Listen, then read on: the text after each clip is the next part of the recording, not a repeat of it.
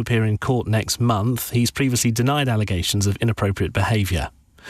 A 30-year-old man arrested over last week's terror attack on a synagogue in Manchester has been re-arrested.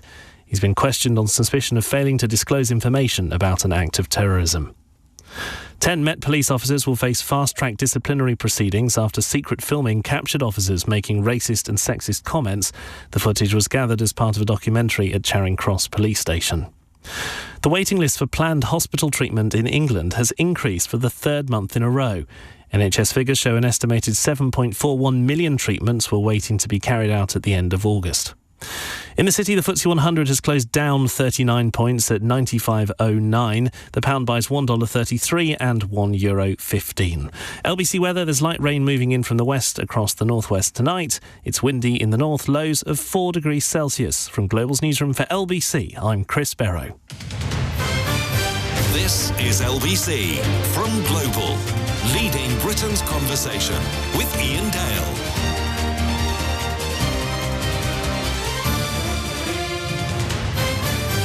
Very good evening, 3 minutes past 8 on LBC. As you know, on a Thursday night, we like to talk to one person about a particular thing that they're up to at the moment, and then also take some questions from you. Well, today we're going to talk to Charles Moore, Lord Moore.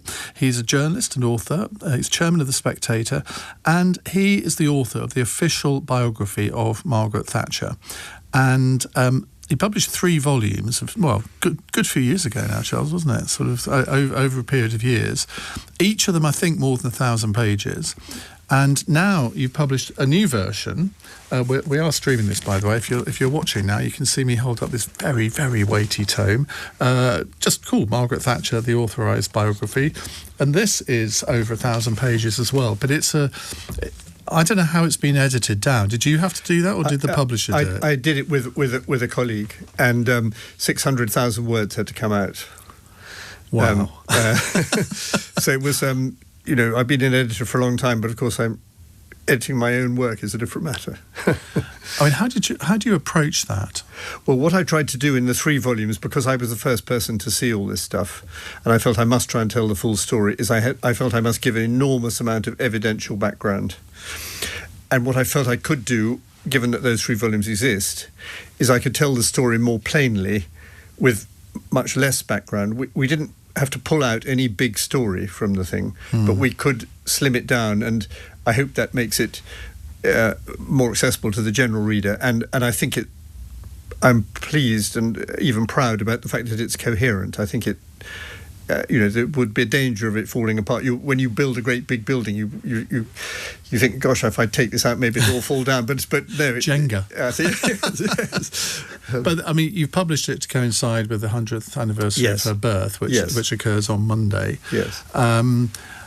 And the Conservative Party conference, which I didn't see there, but I opted out of that one. But the exhibition was, there were pictures of Margaret Thatcher all over the place. There were her dresses on display. There was an artist there who had drawn her.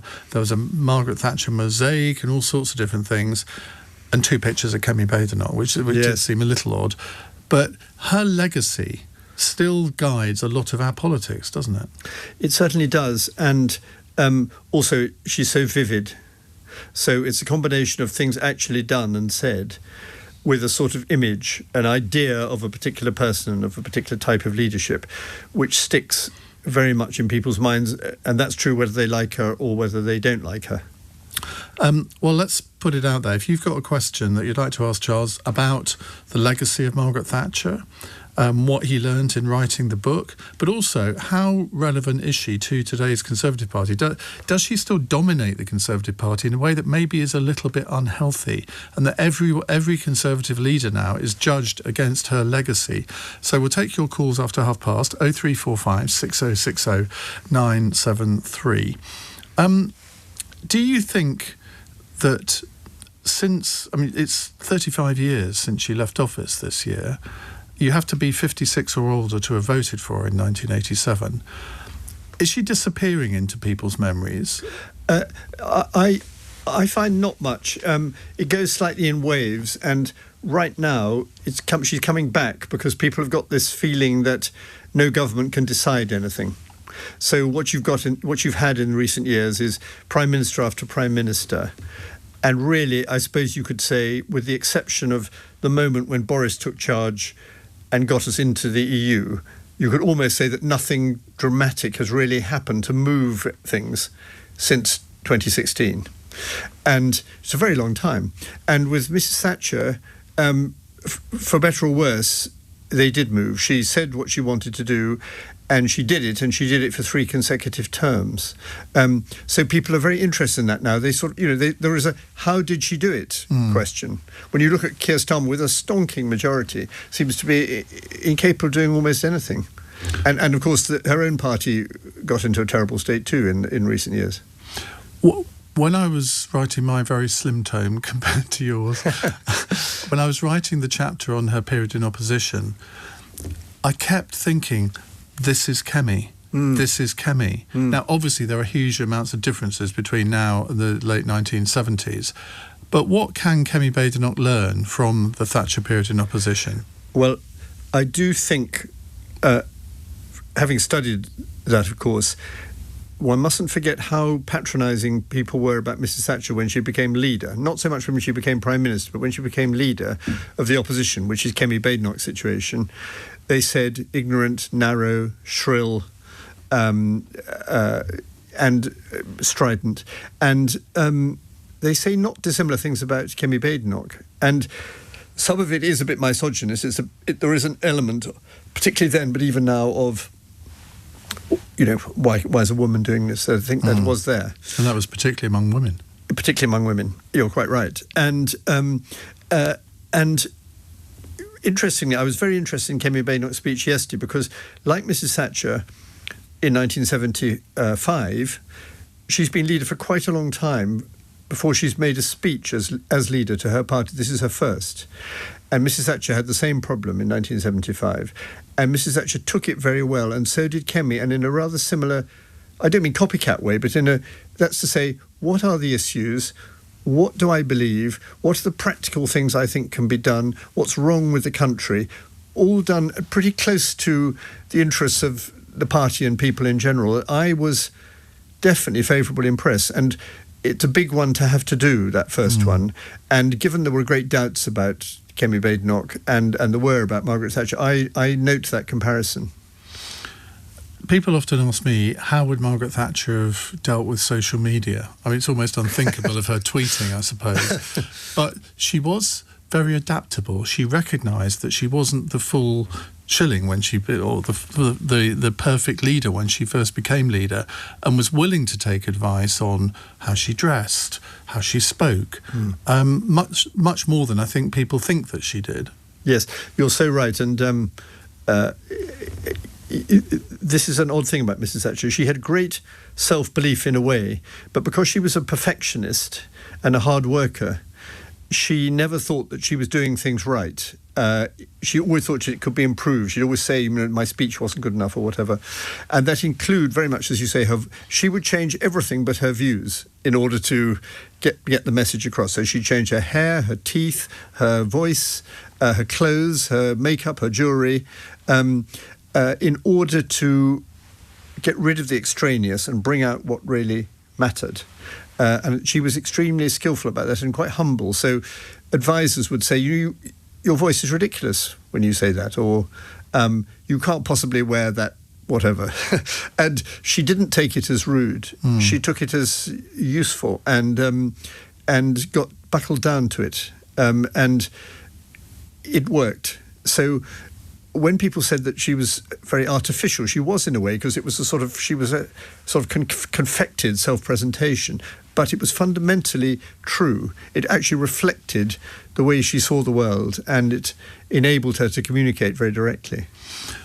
And she was very successful in building up an image of herself as the Iron Lady. The Russians did her a huge favour by calling her that, but also as a conviction politician. But one of the things that I really came to realise, having written my book, was that there was much more nuance to her than she would like to admit. And also, she wasn't this bull in a china shop generally. It was very much like trade union reform, slowly, catchy monkey. Yeah, you're totally right about that. One thing, part of that is immense attention to detail, but another thing is cunning. And she didn't wish to say she was cunning. She wished to say she had convictions, and she most certainly did have convictions. But any old fool can have convictions. The question is, what do you make of them? How do you achieve something on the basis of them? And for that, you need political cunning. And she had that. When to pick the moment, as you say, when to pause, when to rush forward, looking at the weaknesses of your opponents, and always thinking. It's a fascinating thing to me how she went on thinking about everything. So, for example, a classic case would be 1988, she's been Prime Minister for 9 years, and she suddenly makes this speech about global warming when she says global warming exists, which no major world leader had said until that point. And she had the energy to think all about that and start preaching about it 9 years in. Very, very unusual level of intellectual energy. And when I read that in your book, it was a revelation to me. I didn't know that she had done this speech. And I mentioned it to several people, and they refused to believe it. Yeah, it's totally true. And she wasn't a one-off. She followed it up. She spoke to UN about it. She spoke in Geneva about it. It all got going. And she tried to persuade George Bush, the senior, to adopt it, but as a Texas oil man, yes, he understandably, I suppose, he was rather sceptical about it. Indeed. And there's a lot of myths, I think, you explode, but young people today, I hate saying that phrase, but I did a podcast a couple of weeks ago with two 17-year-olds. It's called The Conversation Cabinet, and about the book. And after it, I said to them, well, what did you think of Margaret Thatcher before we started this conversation? And they said, well, we were taught in school that she was evil. And I'm thinking, oh my God. Yes. Well, that is undoubtedly the case. It almost gives her a certain wicked charm, this, in some young people's minds, because they've been so indoctrinated that they rebel against it, as young people wisely do about many things. And so she does have quite a big young following. But you're right, the sort of consensus among the young, the received unwisdom, is that she's evil. I well understand why many people didn't like her or many people disagreed with her, but evil she was not. She was very dedicated to the life of her country and the improvement of the life of her country, and she was a very, very remarkable leader.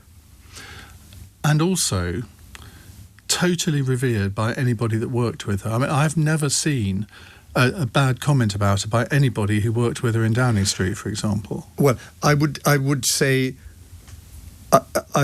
you're right. Well, I would say revered by the people who worked for, her worked staff. For her. Right, possibly rather than all of her cabinet ministers. The cabinet often had a very rough end of her tongue, and a lot of them really didn't like her. But the people who worked for her, secretaries, private secretaries, detectives, doormen, drivers, loved her because if she received loyalty, she returned it. And she was very cosy in that way, and she was no respecter of persons, so she didn't think that a person who was, quote, unimportant was unimportant. She had a great, in that sense, oddly enough, she was an egalitarian. And if she was rude to anybody, it was big cheeses, not the average person. And there were countless stories of her personal kindnesses to her staff. Yeah. And I think one of her drivers, his wife died suddenly, and she didn't tell anyone, but she turned up at her funeral, sat at the back of the church, was not interested in getting any publicity from it. She slipped out almost before anyone noticed she was there. And there aren't many prime ministers, I think, that would have done that. That is very true. And the point about publicity is interesting too. When she had led Britain into victory in the Falklands War, there was the question of the Thanksgiving service afterwards. And it was suggested that she read the lesson at the Thanksgiving service. And she said, no, absolutely not. This is not a political service. The Queen will be there, and it should not in any way be a political occasion. I should simply have a seat, and that's all. And she didn't seek a seat of honour either. Now, Tony Blair didn't behave like that at the funeral of Diana, did he? No, that is true. But on the other hand, she also took the salute at the Falklands Parade, didn't she? Yes, which caused a lot of controversy. Well, that was essentially a jolly thing in the City of London, not a divine service, and I think that was fine. And at the Guildhall afterwards, to the amazement of the sort of grandees sitting around her, all the men, the ordinary soldiers and sailors, all jumped up and started cheering her because they really felt that her backing and affection had seen them through what had been a very difficult and remarkable campaign. And that happened, and I witnessed this once. That happened whenever she walked, after she left office, and particularly I think towards the end of her life, if she walked into a restaurant, people would just stand up and applaud. They would. I quite often went with her to the Goring Hotel, which was her favourite. That was where I witnessed it. And it was a frequent occurrence. Well, in case you think this is just going to be a eulogy to Margaret Thatcher this hour, which obviously I'd like it to be, we will talk about where she failed, because no Prime Minister can go through 11 and a half years without making some misjudgments and having policy failures. So you might want to phone in and ask about that, or indeed her relevance to today's Conservative Party and what Kemi Badenoch can learn from her. You're listening to LBC. I'm Iain Dale. It's 17 minutes past 8. This is LBC. I'm telling you, raise taxes, that's how. Cut spending, less waste, more sense. Move north, get more for your money. Until winter hits your heating bill. Fair. Up to 9.13% annual return. We all agree that's strong. Yeah. Yeah, that's hard to ignore. Cufflink. Auto-invest property backed from £500. Visit cufflink.com. That's Kufflink. Register your interest today. Your capital is at risk. Tax rules apply to if ISAs and may be subject to change. Cufflink is authorised and regulated by the FCA. Hey, it's me, your dishwasher. I'm sorry about the chaos last night. I think a fork got jammed in my racks. Whoops. Don't even check the bills. I've overdone it. Don't get mad, okay, but I used up lots of power yesterday. Sometimes you just have to blow off some steam. It can feel like all your energy does is take. But the longer you're with OVO, the more rewards you get. OVO, do energy differently. Beyond customers only, eligibility required, redemption limits apply. Did you know that if you buy your train tickets early, you could get a better price with Southeastern Advance Tickets? Whether you're planning a fun family day out or heading into town for a meeting, the earlier you buy, the cheaper your ticket could be. See our terms and conditions to check if it's the right ticket for you. Don't leave it to the last minute. Buy your advance train tickets now from the Southeastern app or website and pay no booking fees. Southeastern. Iain Dale on LBC. Listen on your smart speaker. Just say, play LBC. 90 minutes past 8. We are streaming live on Global Player and the LBC app. We have Charles Moore, Lord Moore, with us in the studio. He's got an abbreviated... Do we say abbreviated? What's the actual proper term for, I think for abridged. This? Abridged, that's it. An abridged version of his 3-volume biography of Margaret Thatcher. It's out now to coincide with the centenary of her birth, which occurs on Monday. There are all sorts of dinners and parties going on Monday, aren't they? All of which I've been invited to, but none of which I can attend because I have LBC listeners to entertain.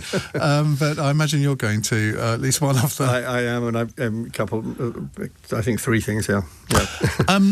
Before we come to calls, let's talk about where she didn't succeed. What do you think her main failure was? I think the main specific failure probably was the poll tax. She was trying to create a fairer tax system to get rid of, because of getting rid of the rates, but she actually created an unfairer tax system and couldn't admit that. She wasn't alone in the error, but it was a big error. I think she did fail in personal relations with her cabinet colleagues as time went on, and that became catastrophic in the end, because the most important people were the ones she fell out with the most, Nigel Lawson, Geoffrey Howe. And in the end, when that happens, again, fault on both sides, but she was rude to them and increasingly inconsiderate. And that was a pity. And then I think the final thing I'd say is that, contrary to what people say, I think she didn't do enough social reform, welfare reform. She was so keen, rightly, to get the economy right, that actually she was rather cautious about what we now see as a very, very bad system, the National Health Service. And it could be done in a different way. And, you know, there was only... Even she only had a limited amount of time, and it didn't really happen.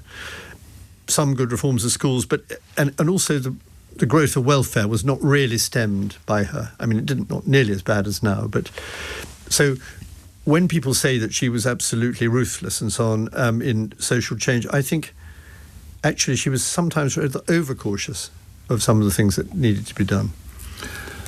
Do you think also that there was a failure to understand the consequences of some of the consequences of the miners' strike, for example, and deindustrialisation? That even now there are some communities, particularly in the north, who feel completely left behind because every single male in that community worked down the pit, and then suddenly it had all gone. Well, pits, first of all, it's not really true that it was suddenly, because pits had been closing at a great rate for many, many years, including, I think, Harold Wilson, Labour Prime Minister, closed more pits than Margaret Thatcher. Secondly, mining was rather exceptional. Firstly, it was 100% male. Secondly, it's basically a rural occupation when nobody else was doing anything else in those villages. So it is a crisis when that closes down, but it would have had to happen. And the person who speeded up and made horrible the process of the closing of the pits was not actually Margaret Thatcher, but Arthur Scargill, the miners' leader, for leading a strike that didn't need to happen and always having it without a ballot, so that he split his own people and he caused tremendous misery. And, of course, he didn't win anything by it. So I actually think, I know it's one of the most controversial of her actions, I actually think it's one of her greatest successes, because she was prepared to stick it out against a serious attempt to overthrow the elected government. And now, as for all sorts of reasons, including climate change, nobody would dream of going back to what we had before. So it was terribly sad, but I think she had no choice. She didn't ask for the strike. It came. Scargill got it all wrong, betrayed his members, and lost. Well, he partly got it all wrong because he knew that if he waited till later in the year, the I can't remember what it was called, Employment Act, that came in, and he'd have had to have a ballot. So he called it at exactly the wrong time. And you don't call a coal strike in the spring. Yeah. But I think that the great thing was that she'd lived through, well, she was a member of the cabinet in the Heath government, where it was effectively brought down by the NUM. And she was determined that wasn't going to happen to her. So there was a lot of pre-planning. Nigel Lawson, absolutely crucial to this, of course, when he was Energy Secretary, building up coal stocks. And I think, am I right, in 1981, she gave way to a massive pay demand because she knew they weren't ready. She did. I remember sitting in the Daily Telegraph where I was who still employs me, I'm glad to say, I was a young leader writer, and we were all in despair because we thought she really is going to crack, and this great experiment is not going to work. She did give in, and that was because she had to withdraw a closure plan because they weren't ready. The police weren't ready, the coal stocks weren't ready, and the change of the trade union laws wasn't ready. And as you say, next 3 years, all the necessary preparations were made. And Scargill was extraordinary because of his arrogance, I think. He was extraordinarily blind to that. So he didn't seem to realise that massive coal stocks had been built up. Let's take a text here from Paul in Cornwall. If Margaret Thatcher was magically back in power today, how would she deal with our problems, taking into account Britain's place in the world and societal change? That's an impossible question to answer, isn't it? Well, I always refuse to answer the question, what would she? Because I reckon my only selling point is what she did do. And we can all speculate on what. But I mean, Paul's question contains something important about the state of the world. One reason Mrs. Thatcher was very effective was not just what was going wrong in Britain, but what was going wrong in the Western world, both in economics and in the Soviet threat. And what we face today is the modern equivalent of the Soviet threat, which she and Reagan helped to diminish so much, because we have a sort of Cold War with Putin, who has all the communist characteristics except that he's not a communist, but he's a dictator, he's a secret policeman, he's very anti-Western, and he's very aggressive. And this is actually very terrifying for the world, and more terrifying even than the Cold War, because he's also got China on his side. And so we need our politicians to see that clearly and resist it. And with this terrible thing this week in which the government's all at 6s and 7s about not prosecuting 2 people who were accused of spying for China, you see the incredible weakness at the heart of government on these issues. They just do not know what they're supposed to be thinking or saying about these matters. And one of her greatest successes was clarity on this aspect, which is always so important in the life of the world, of threat. Well, let me play devil's advocate on that, because, of course, she was the one that negotiated the Hong Kong agreement. Yes. And she was she completely adopted a realpolitik approach to that. She knew what was possible and what was not possible, and wasn't going to sort of be particularly jingoistic about it, because she knew that she couldn't get the deal that she would ideally like to get. So she was very pragmatic on that. And I mean, in a way, although I think that this current government has been very sort of supine and weak on this, you can, from that point of view, you can kind of understand it. Well, it's a very different situation. You're right about that, but it's a very different situation, because China at that point was a terrible, terrible regime, but it wasn't aggressive to the wider world. True. And so she had this particular problem of Hong Kong, and she looked into whether Britain could defend Hong Kong by force against the Chinese People's Liberation Army, and realised that it couldn't. Just one tiny little island and a few other bits of land. And so she realised there had to be a negotiation, and she did a good job in a difficult situation. The problem with China in this century is it remains a very unpleasant and repressive regime, but it's become very economically powerful. And so we have to make up our minds about how we deal with these people who keep breaking the rules, who keep spying on us, who keep infiltrating us, infiltrating terrible in our universities, for example, while at the same time recognising the importance of their economic power. And we are really doing it badly.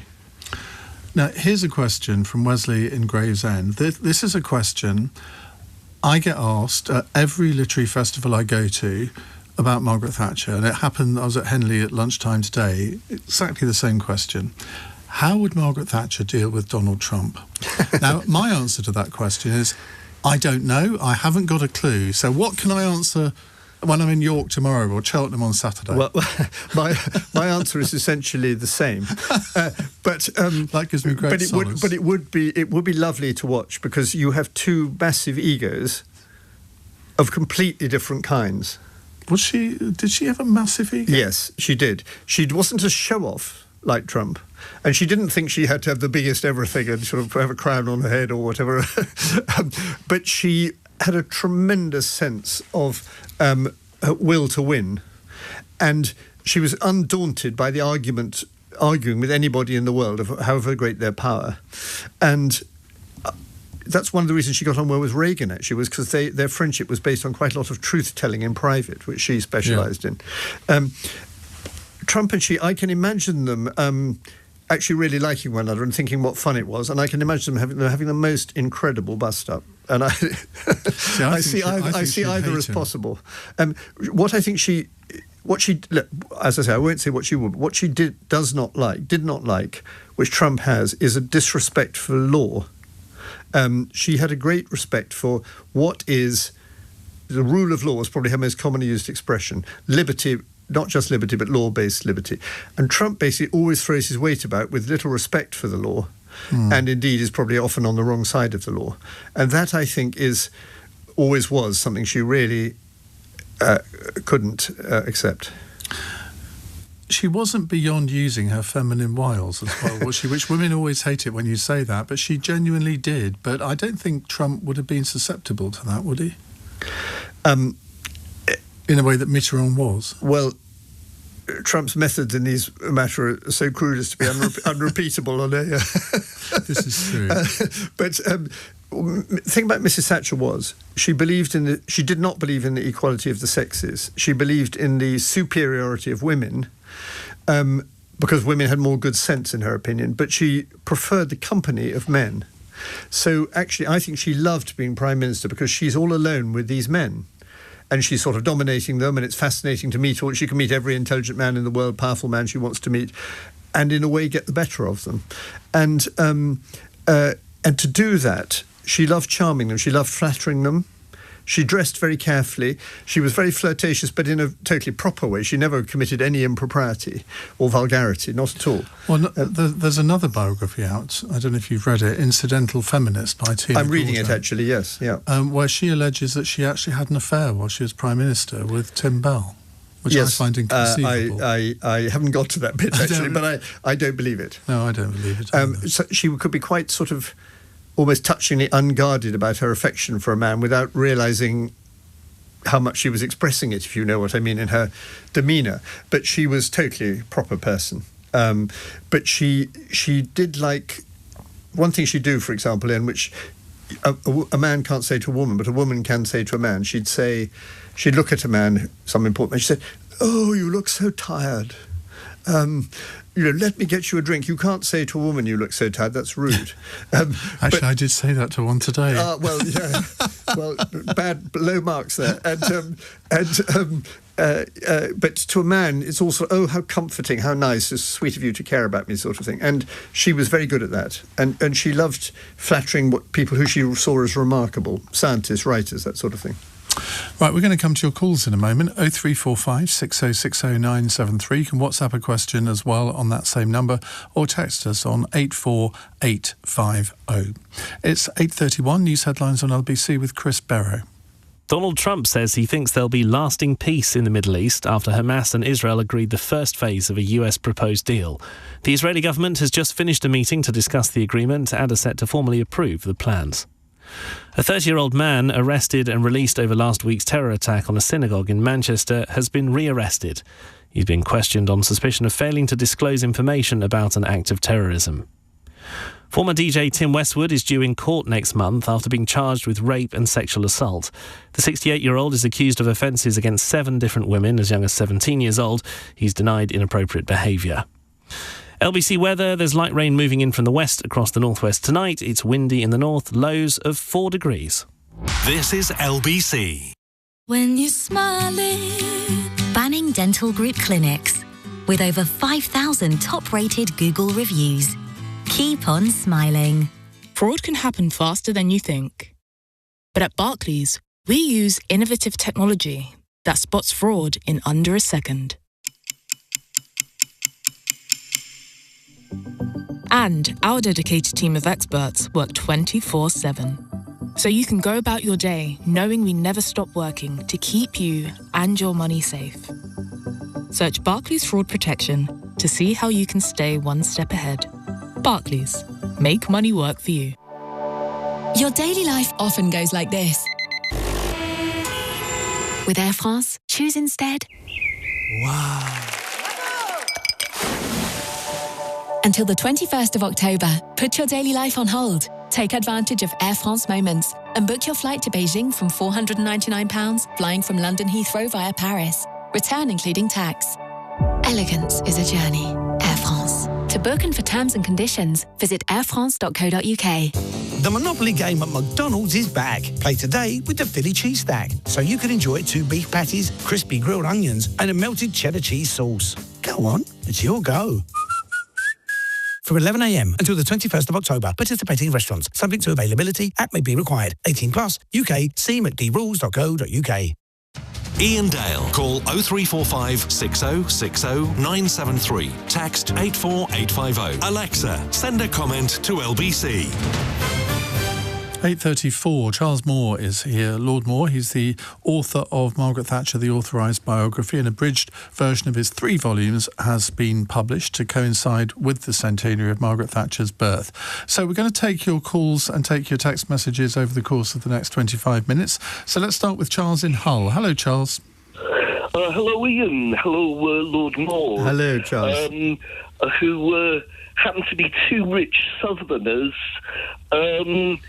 And they like Margaret Thatcher, I believe. Well, I don't know how you know the state of either of our finances, Charles, but hey.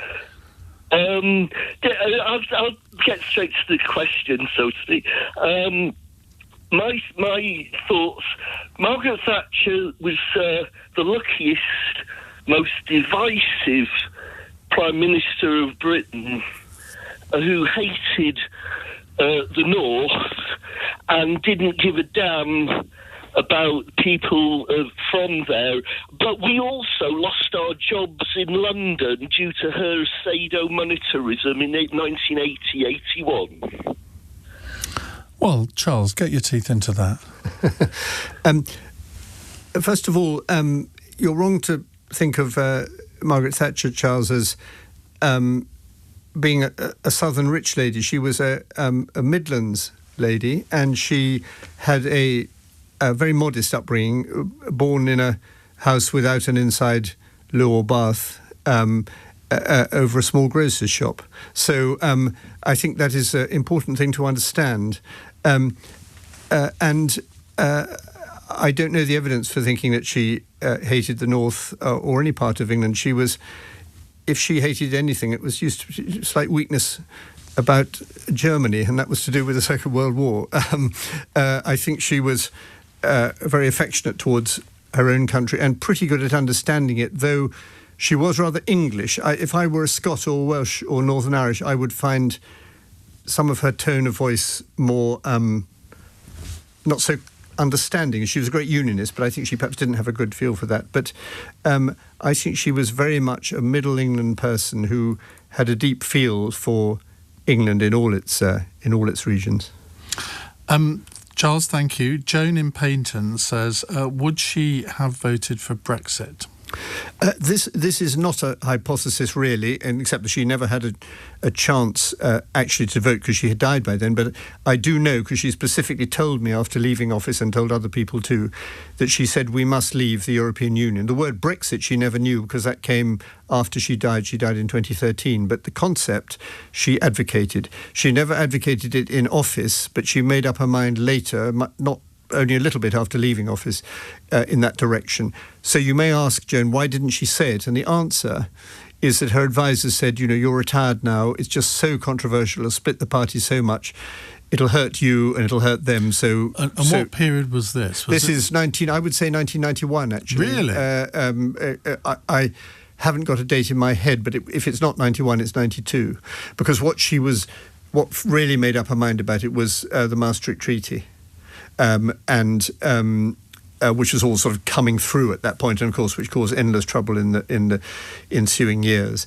And she became convinced that, and it was Jacques Delors and trying to create the single currency, which convinced her that was in itself wrong, and also that it would lead as part of the intention of creating a United States of Europe, and she was totally against that. Well, you've blown away one of my theories, because one of my theories was that she might not have voted for that, because if you look at a lot of the speeches that she made, not just in the time she was in power, but I mean, she even kind of supported John Major initially on the Maastricht Treaty, didn't she? And as you say, there's no public record of her advocating it. That's correct, and I think the reason for that was as I've described, and also because she hadn't properly formulated how to do it. But she thought, to be exact, what she thought was, we ought to leave. And the way to decide this is a referendum. That's what she thought. And that's even though she didn't like referendums. Yes, but she had, just before she left office, she started in an interview with me, actually, in the Telegraph, and with Simon Jenkins in the Times, separate interviews. She called for a referendum on the single currency, which was a sort of forerunner of the Brexit referendum. This enraged her colleagues who were in the middle of sacking her. And it was really from then on that the referendum idea got into the bloodstream and then got put forward by Jimmy Goldsmith, which led other parties to say they wanted it. And we went on from there. So I know that she did want to leave, but you're right in this, that she did not want to leave when she was Prime Minister. She still thought she could make something of it. She was critical, but not thoroughly hostile. Let's go to James in Ayr. Hello, James. Hello again, Ian. Nice to speak to you. My question is as follows. Not in her first term in 1979, but second term in 1983, Thatcher lost Scotland and Wales, and they have never returned to the Conservative Party. And I think that Thatcher was the first evidence of actually the Conservative Party becoming an English national party. And I think this is indisputable by the facts. And I wondered if your guest would reply to that. Thank you, James. I think there is some truth in that, though it is also true that she was a strong unionist. The problem was she did not want devolution. And one reason she didn't want it, which was, I think, borne out by subsequent events, is that it wouldn't diffuse Scottish nationalism, it would increase it. She believed that, and that's correct.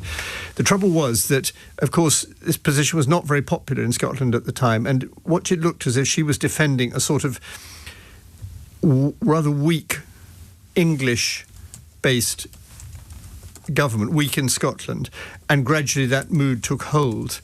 And in reaction to all of this, Scotland was probably moving left. It used to be more conservative anyway, way back. And she didn't really have the answer to it. So what you say is I think it wasn't her intention, but I think it does to some extent reflect reality. I'm not sure quite right there, James, though, because I think the Conservatives did quite well in Wales under David Cameron, so they weren't sort of wiped out like they were in Scotland. Yes, and actually the wipeout in Scotland didn't occur under her; it occurred later. But the trend is broadly right, I think. James, do you want to come back? No, I'm actually refreshing to hear Charles Moore confirm that. I think it's as plain as a pikestaff, to be quite honest with you, and I think it has got long-term repercussions, longer than some of the other issues you have been discussing. Margaret Thatcher was incredibly unpopular in Scotland, and despite your comments, Ian, about a revival in Wales, there is no revival now. I think there isn't. I think there's a Westminster MP, a Conservative Westminster MP in Wales. So in terms of dissolution of the Union, despite Charles Moore's comments, I think she was one of the initial catalysts for this. Yes. There's something in that, but on the other hand, it's not clear to me what else she could have done, because she could not advocate the sort of socialist protectionism which had tended to prevail in Scotland under Labour, and she could not advocate devolution for the reasons that I've stated. So I think there are wider trends, and actually I think the trouble is that for all sorts of reasons, the Union, it's partly to do possibly with the loss of empire, that the Union has become less attractive to its non-English members. And actually this problem you're identifying, James, has actually become a problem in England too, because in a way the English Nationalist Party is reform. And this is a really difficult problem for the Conservatives, and one that Mrs Thatcher didn't have to face. Marie in Southend says, what's the truth about her relationship with the Queen?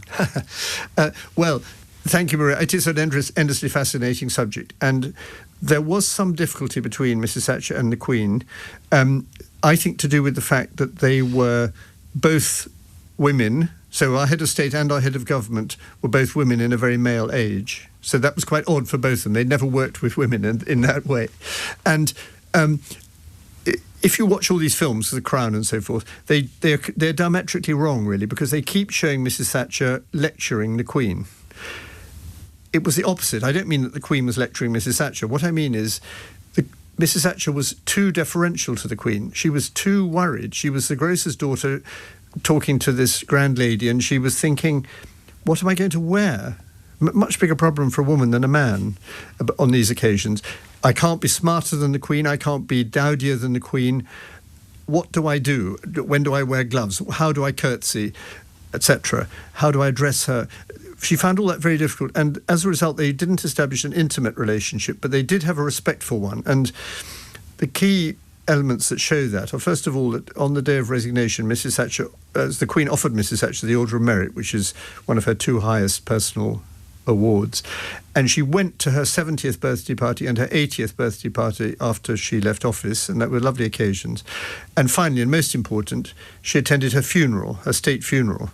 And the only other funeral of her many, many prime ministers that Her Majesty attended was that of Winston Churchill. So what was happening there was her recognition of the importance. So they were not soulmates, but they had great mutual respect. And one thing I found maddening writing my book is I was always trying to get out of Mrs Thatcher, what was the Queen like?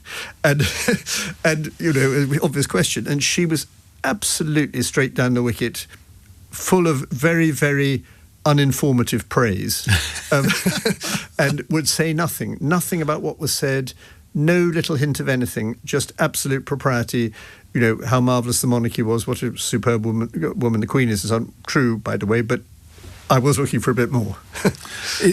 Someone, I can't remember who it was, told me this story, and I don't know if you can confirm it's true or not, but on the day that she won the election, turns up at Buckingham Palace, the Queen's private secretary sort of welcomes her into the palace, tells her what's about to happen with the kissing of hands and all the rest of it. Mrs Thatcher walks into the room where the Queen was and does the most enormous curtsy and couldn't get up. Yes, no, that I think is not true. She come did. on. Yeah, I'm sorry about that, but she did. It's true. Do these enormous curtsies. I'll just tell you one other thing, which is very nice about the two of them, because Mrs Thatcher was a very domestic creature and loved being house proud, And in a funny way, that was true of the Queen. Of course, the Queen had little opportunity to do it. But when she went to stay with the Queen in Balmoral, as Prime Ministers do at the end of August, the Queen took her up one day to a bothy up the Glen where they have dinner together. And it's the Queen's great pleasure on these occasions to wash up, because she didn't normally have that privilege. And Mrs. Thatcher could not bear the idea of her sovereign washing up for her. She found it incredibly embarrassing. So she got up and plunged her hands into the bowl too. And the Queen was heard to whisper, "Can't somebody make that woman sit down?" because she was spoiling her greatest treat. There's another story which I suspect you're going to tell me isn't true either, but I always recount it as if it is, though I do say it's a bit maybe apocryphal. On the day after England played West Germany in the 1990 World Cup final, she walks into the cabinet room and there are all the male members of the cabinet looking a bit forlorn. She said, "What's up with you lot then?" Ken Clarke pipes up, "Well, we've just lost to the Germans at our national sport Prime Minister." And she immediately replies, "I wouldn't worry, Ken, we've beaten them twice this century at theirs." Well, actually, this story is true, but that's not when it happened. It was a much more explosive occasion, because it's what she said to Helmut Kohl. Oh, my goodness. She made exactly that joke to Helmut Kohl and the German Chancellor. And it didn't go down well, obviously. No, I can well imagine. I'm afraid she was very anti-German and particularly anti-Kohl.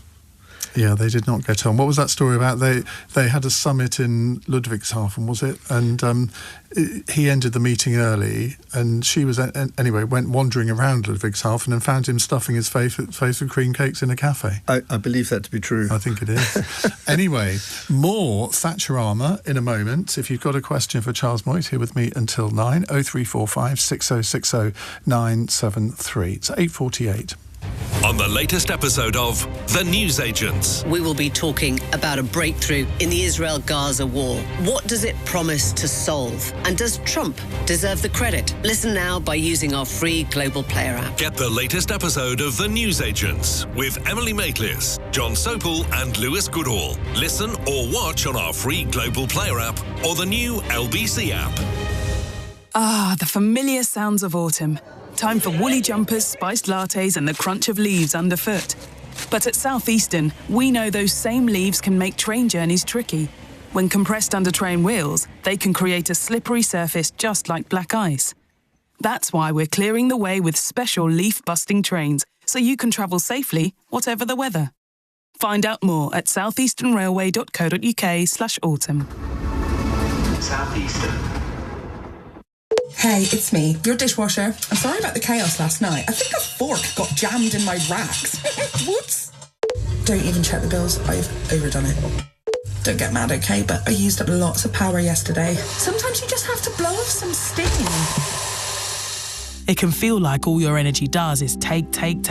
But the longer you're with OVO, the more rewards you get. OVO, do energy differently. Beyond customers only, eligibility required, redemption limits apply. Hello, I'm a National Lottery scratch card. Over 5 people a second win with me. Ooh. That's like 30 winners since I started talking. Oh, 12 more, 14, 21! Is there a win in store for you? Play a National Lottery scratch card today. Winners is an average. Search Dream Big, Play Small. Rules apply. Players must be 18 or over. Buying a home on a holiday park was the retreat you always wanted. But then came unexpected site fee increases. And that was before the dramatic loss in value. If you bought a home on a holiday park in the UK, you may have been missold. HolidayParkAdviceCentre.co.uk could help you receive thousands in compensation. Text ASSIST to 78900. That's ASSIST to 78900. Iain Dale on LBC. Text 84850. 10 to 9 on LBC. Charles Moore is here talking about the centenary of Margaret Thatcher's birth and his book, The Authorized Biography of Margaret Thatcher. James is in Liverpool. Hello, James. I'm not quite in Liverpool yet, Ian. Are you not? And I'm on the M5 at a service station on the way home. Thanks for that detail. Sorry.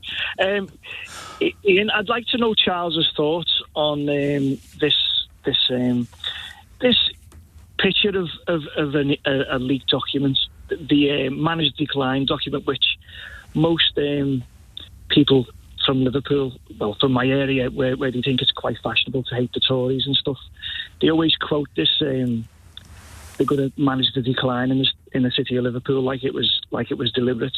In my opinion, Liverpool and the wider area, the wider northwest, were in a state of decline due to what was going on with the docks and other industries being moved offshore and stuff for better opportunities.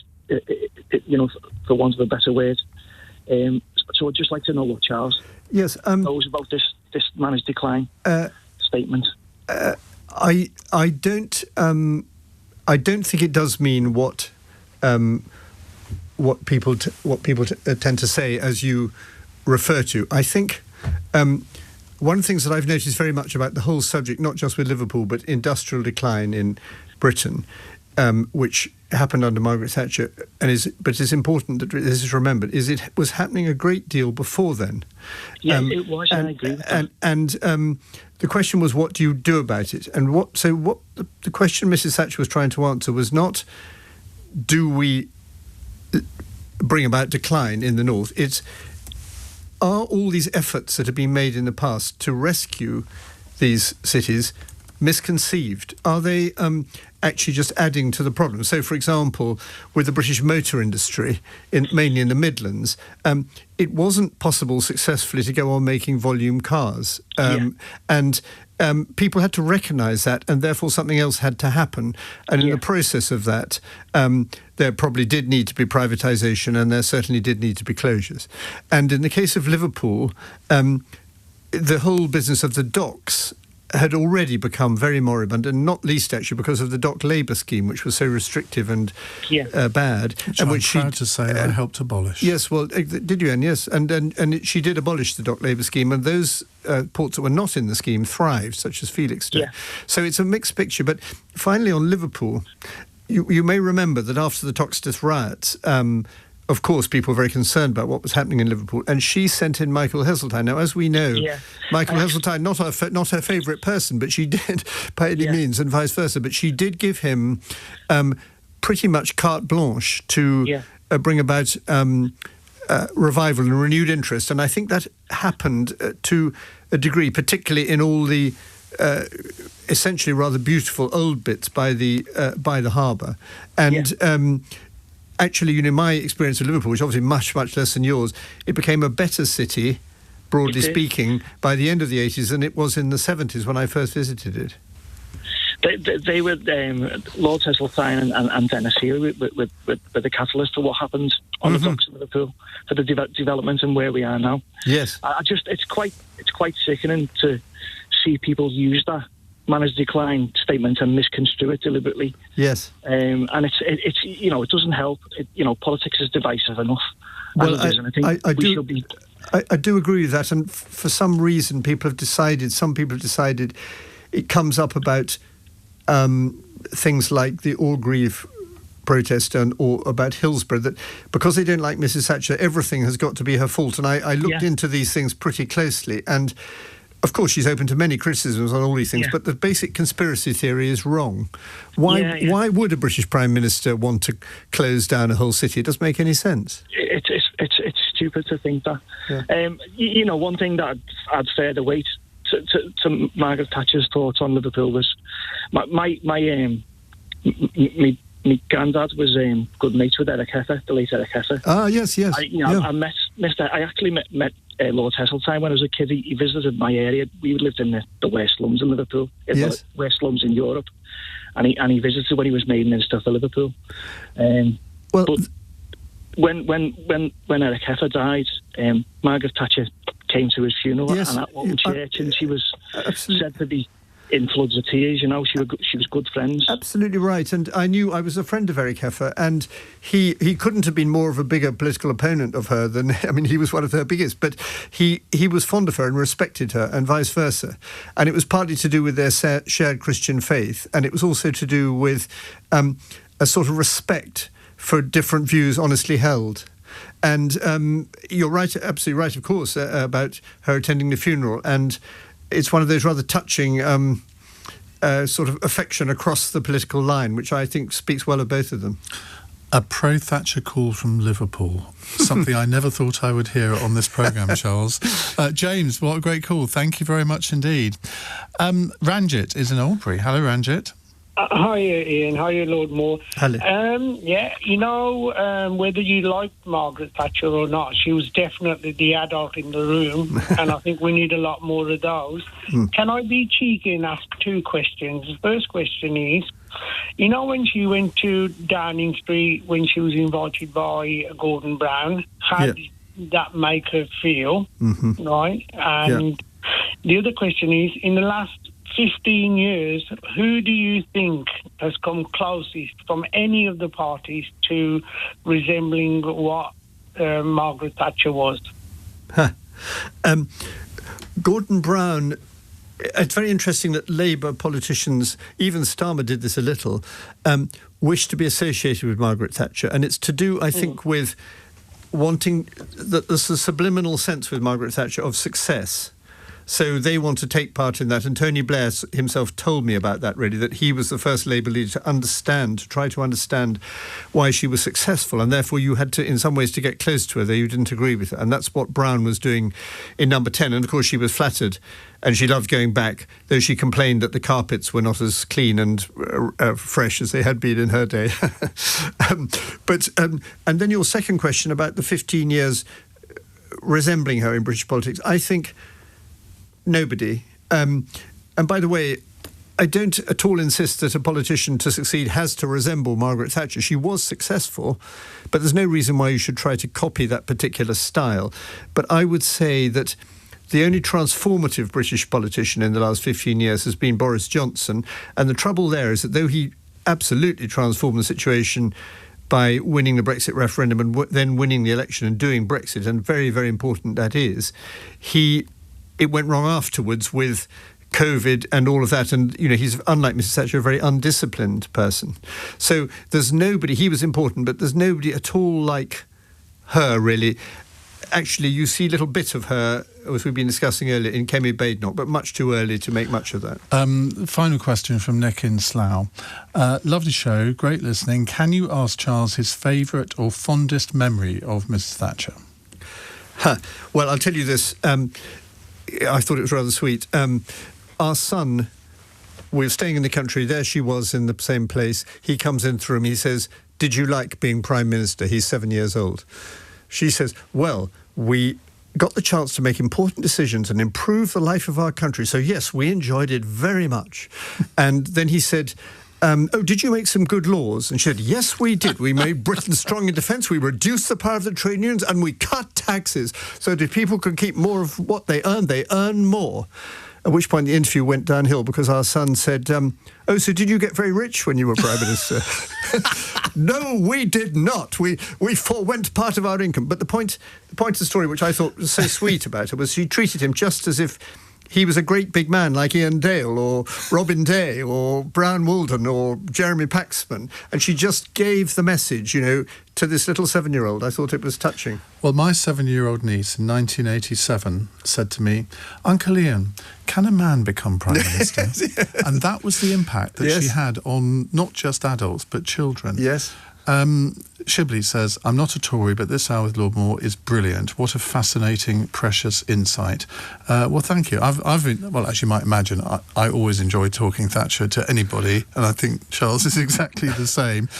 If you'd like to buy his book, it is just called Margaret Thatcher, the Authorized Biography, though I do take exception to the Z in the Authorized. Apparently that's, the publishers like it, that's all I can say. That's Americanisation. Anyway, thank you so much. Thank you, and lovely to be with another Thatcher biographer. See you again very soon.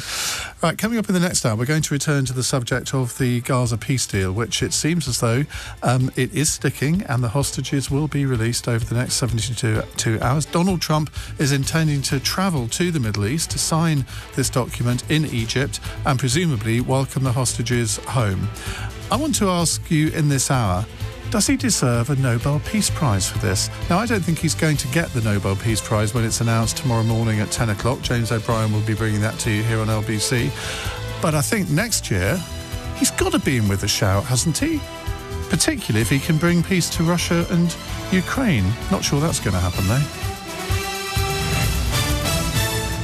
on your radio, on the LBC app, and Play LBC. leading Britain's conversation. This is LBC. From Global's newsroom at 9 o'clock, Israeli troops could begin their withdrawal from Gaza within 24 hours as the country's government prepares to sign off on a ceasefire deal.